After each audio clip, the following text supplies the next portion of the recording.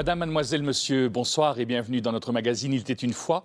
Ce soir, il était une fois Maurice Bellet qui vient de publier aux éditions Bayard un livre intitulé « Si je dis credo ».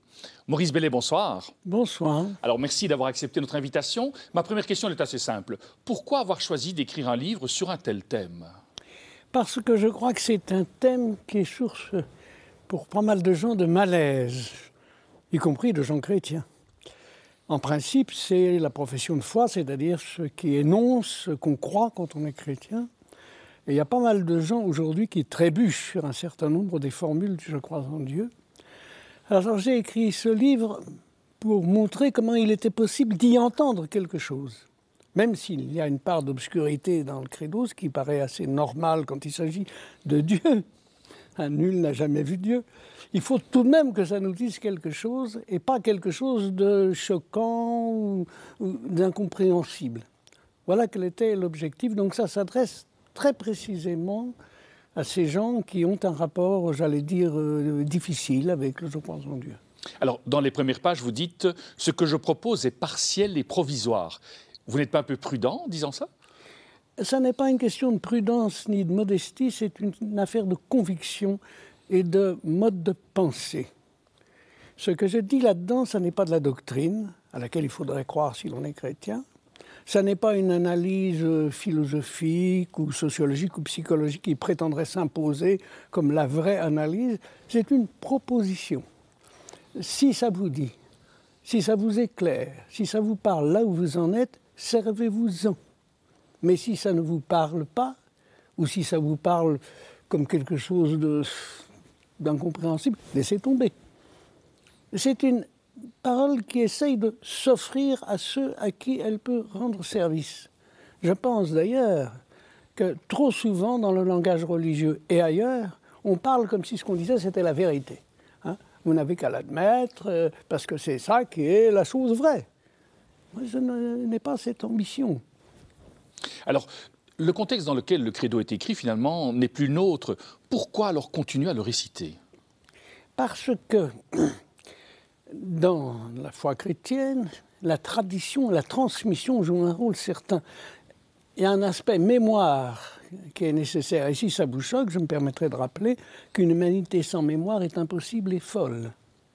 Donc il y a une mémoire qui est la mémoire de l'Évangile, qui est la mémoire de Jésus-Christ. Et il se trouve que dans les tout premiers temps du christianisme, quand des gens ont voulu concentrer cette mémoire en quelques phrases qui signifieraient qu'ils adhèrent, ça a donné ça. On ne peut pas y être indifférent, d'autant plus que ça n'est pas quelque chose qui est aux oubliettes ou au musée. Dans les églises chrétiennes, on le récite. Et on est censé, quand on le récite, penser ce qu'on dit. Alors, c'est vrai que l'Évangile et le christianisme, quelque part, c'est une religion de l'amour. Et pourtant, on ne parle pas d'amour dans le credo. On parle souvent de la morale chrétienne, mais il n'y a pas non plus d'éthique dans le credo. C'est ce que je me suis permis de souligner, et ça donne à penser. Alors on se dit, mais quel rapport entre le credo et l'Évangile? Il faut qu'il soit fondamental. L'Évangile dit finalement une seule chose, c'est que la source de tout est l'amour de Dieu, et que la vérité de la vie, pour nous, c'est dans l'amour. Le credo ne parle pas de l'amour, ne parle pas d'éthique. Alors, il n'y a qu'une solution, c'est que le credo soit comme la monnaie de cette vérité qui est dite dans l'Évangile. Et au fond, moi, je me suis dit, le credo ne parle pas d'éthique parce que ce qu'il énonce, ce n'est pas ce qu'on doit faire, c'est ce qui nous est donné. Encore faut-il comprendre ce que dit le credo comme en quelque sorte la monnaie de ce qui nous est donné. Et c'est un peu ce travail que j'ai essayé de commencer. Pourquoi? Vous envisagez déjà une suite à ce livre ou... Il y a toujours une suite. On ne peut pas boucler dans ces affaires-là. L'un des inconvénients du langage doctrinaire d'un certain type, c'est qu'on a l'impression que quand ça a été dit, c'est fini, tout le monde se tait, il n'y a plus qu'à apprendre et répéter. Pas du tout. Plus vous avancez dans ce qui est l'Évangile, plus ça s'ouvre. Alors, est-ce qu'il y a plusieurs formules du credo finalement? Est-ce qu'on pourrait envisager de créer des formules neuves, plus contemporaines? Oui, ça s'est fait. D'ailleurs, je cite dans mon livre celle de Helder Camara, l'évêque brésilien, et il y en a d'autres, et ce sont des formules qui peuvent être intéressantes, mais il faut faire très attention parce qu'on risque de s'adapter d'une façon fâcheuse, c'est-à-dire de croire que le bon credo, c'est celui qui choquera personne. Mais pas du tout. L'Évangile n'est pas fait pour répéter ce que tout le monde pense. Il doit parler aujourd'hui, et pas il y a 2000 ans, mais pas pour dire des banalités, pour manifester une rupture créatrice, parce qu'il n'y a qu'à ouvrir le journal pour savoir que notre monde ne baigne pas dans l'amour universel. Et donc cette parole doit insister à cet endroit-là avec une force incroyable. Et alors il y a en particulier aujourd'hui une tentative de faire le credo à l'envers, c'est-à-dire de commencer non pas par « je crois en Dieu », ce qui écarte d'un coup tous les gens pour qui Dieu ne parle pas beaucoup, mais « je crois en l'homme ». Pourquoi pas, puisque au cœur du credo, il y a quand même Jésus-Christ qui est Dieu et homme. Alors pourquoi pas partir de l'homme? Encore faut-il bien partir du « je crois en l'homme », parce qu'il faut que l'homme en lequel on croit ait toute l'ampleur désirée, et effectivement, pour la foi, ça représente Jésus-Christ. Alors, je vous cite. « Le credo doit prendre sens pour chacun dans ce lieu où s'éveille en lui la vie véritable. » Vous pourriez expliquer ça? Oui, c'est-à-dire que le credo est une formule générale, mais elle doit être, j'allais dire, intériorisée par chacun selon ce qu'il est, là où il en est, dans le monde où il est, avec la langue qu'il parle, comme à la Pentecôte, n'est-ce pas? Chacun entend sa propre langue. Alors c'est un problème d'ailleurs, parce que, un problème qu'on rencontre ailleurs, qui est l'accord entre la présence personnelle, singulière, la parole propre, et puis le consensus dans lequel on doit habiter. Mais ça, c'est une question qui, en un sens, n'est jamais simplement résolue et derrière nous. Mais les deux aspects doivent être sauvés. Que je puisse partager la foi chrétienne avec d'autres chrétiens et que ça se dise dans une langue que nous pouvons dire ensemble, et qu'en même temps, ma parole soit libérée par ce consensus-là, plutôt qu'étouffée, réduite, vous savez, la langue de bois, le totalitaire, et ça a pu fonctionner, hélas, dans la religion chrétienne, ça. Et vous ne pensez pas que le credo, d'une certaine manière, peut séparer les croyants des incroyants? Ah mais certainement. C'est même tellement évident. Hein? Simplement, qu'est-ce que signifie cette séparation?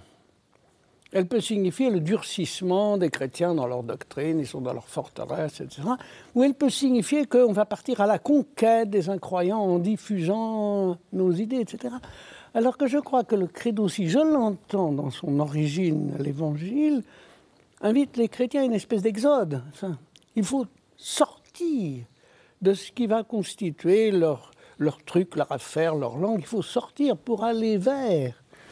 Le modèle étant la fameuse Pentecôte, ou étant le cas de Paul, qui, tout en restant dans la foi traditionnelle issue d'Abraham, sort du monde où il est pour écouter les autres et leur parler. La vraie parole est une parole écoutante, c'est-à-dire que je ne bombarde pas les autres avec ce que je crois, puis il faut qu'ils adhèrent. C'est dans une écoute profonde de l'autre que je peux lui dire ce qui le concerne. Ce qui m'a beaucoup enseigné ça, c'est la psychothérapie, la psychanalyse. Si je parle en vérité à l'autre, dans une relation vraie à l'autre, c'est pour lui dire une parole, peut-être qu'il n'approuvera pas, mais qu'il peut entendre dans le lieu où il est vraiment en question de lui-même. Ça pose à la question, à la pensée, à la théologie, des questions sans fond. Mais ça me paraît un principe fondamental. Je ne peux pas risquer devant autrui une parole qui prétend à la vérité si je ne suis pas avec lui dans une relation suffisamment vraie pour que ce que je lui dis, il puisse l'entendre là où il est. C'est pour ça que le credo, finalement, termine par les mots « vie », comme vous le soulignez. Alors, ce qui est extraordinaire, le premier mot du credo, c'est « je ». Et le dernier mot, c'est « vie », V-I-E. Et ça encadre très bien tout le reste.